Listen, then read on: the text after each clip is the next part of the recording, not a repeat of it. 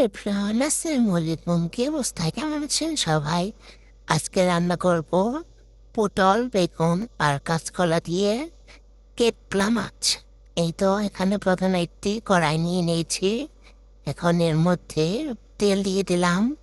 তেল দেওয়ার পরে তেলটা গরম হয়ে আসলে এর মধ্যে পেঁয়াজ কুচি, রসুন কুচি আর মরিচ কুচি, তার সাথে লবণ দিয়ে ভালোভাবে ঘুটে নিব। খুব ভালোভাবে ঘুটে নিতে হবে। এই পর্যায়ে পানি দিয়ে দিলাম। পানি দিয়ে এখন কিছুক্ষণ এটাকে কষিয়ে নিতে হবে। পানি দেওয়ার পরে এর মধ্যে হলুদের ফাঁকি, লবণের ফাঁকি আর লবণের ফাঁকি না, মরিচের ফাঁকি দিয়েছি। তারপরে এটাকে ভালোভাবে কষিয়ে নিতে হবে। কষানো হয়ে গেলে এই যে কেটলা মাছগুলো দিয়ে দেব। কে কে কেটলা মাছ খেতে পছন্দ করে না অবশ্যই কমেন্টে জানাবেন। তো মাছগুলো কষানো হয়ে গেছে, এখন দিয়ে দিব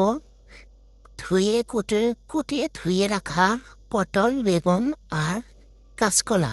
এখন ভালোভাবে সমস্ত মশলাপাতির সাথে এগুলোকে ভালোভাবে মিশিয়ে দিতে হবে। মিশিয়ে এখন কিছুক্ষণ কষিয়ে নিতে হবে। তো এই পর্যায়ে ঢাকনা দিয়ে ভালোভাবে সিদ্ধ হওয়ার জন্য ঢেকে দেওয়া হলো। একটু পরে পরে আবার ঢাকনা উঠিয়ে নেড়ে দিতে হবে।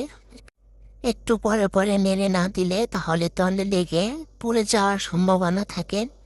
এই তো এ পর্যায়ে একটুখানি পানি, ঝোলের জন্য পানি দিয়ে দিলাম।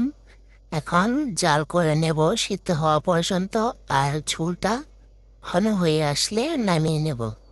এই তো দেখেন কতটা লোভনীয় লাগছে দেখতে। দেখেই মনে হচ্ছে যে খেয়ে ফেলে। এই তরকারিটা সেই স্বাদ হয়েছিল।